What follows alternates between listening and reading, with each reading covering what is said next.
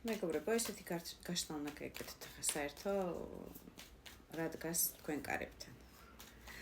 რა უნდა შემოუშვათ, რა არ უნდა შემოუშვათ, რა დგას, ვინ დგას, გავიგოთ ახლა, პერიოდი იქნება უახლოესი 1 თვის განმავლობაში მაქსიმუმ. გაშლას როცა უყურებთ, ჩემი გაშლები მაშინ მოქმედებს და აუცილებლად ენერგოცვლისთვის ლაიკები, თქვენი გვერდის გამოწერა, კომენტარი, გაზიარებები არ დაგეზაროთ. ძალიან დიდი მადლობა ყველას წინასწარ. ვინ ხართ თქვენ, რომ გავიგოთ რამდენად თქვენია ეს გაშლა? ვინ ხართ თქვენ? ეხლა რა ენერგიებში ხართ? მეფე ჰაერის სამოდის.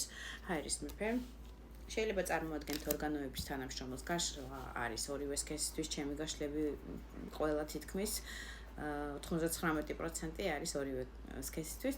თქვენ თავზე მოერგეთ, ვინც უყურებთ ხოლმე, როცა ვსაუბრობ.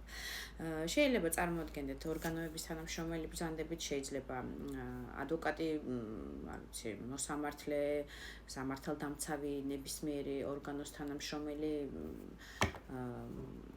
ასევე შეიძლება ბრძანდებით პოვარიც, არ არის გამორიცხული ამ კარტიდან, ასევე შეიძლება უბრალოდ წარმოადგენდეთ ჰაერის სტიქიას, რომელიც წარმოადგენს ტყუპების, მერწყულის და სასწორის ნიშანს, მაგრამ შეიძლება მთვარე გაქვთ, შეიძლება ასცენდენტი გაქვთ ჰაერის ნიშანში, არ არის ძალიან აუცილებელი, რომ მაინდა-მაინც ჰაერის სტიქიას წარმოადგენთ, უბრალოდ იდენტიფიკაცია გაქვთ ასეთი, ან დღესდღეობით ბრძანდებით ცოტა არ იყოს ეს ცივ, ისეთ კანონმორჩილების ენერგიებში, ასე ვთქვათ, ცივ ენერგიაში, სადაც ემოციას არ გამოხატავს, სადაც რაღაცა ნაწყენი ხარ ვიღაცაზე და შენ გულში იხშობ, იჩუმებ აი ამ ემოციას, მაქსიმალურად ესე იგი გარშემოყოფები თქვენ ემოციურ ფონს ვერ ხედავენ, ძალიან ისე ცივ, თავდაჯერებულ, კანონმორჩილ, კანონიერ ადამიანად აღგიქვამენ დღესდღეობით თუ ვიტყვით.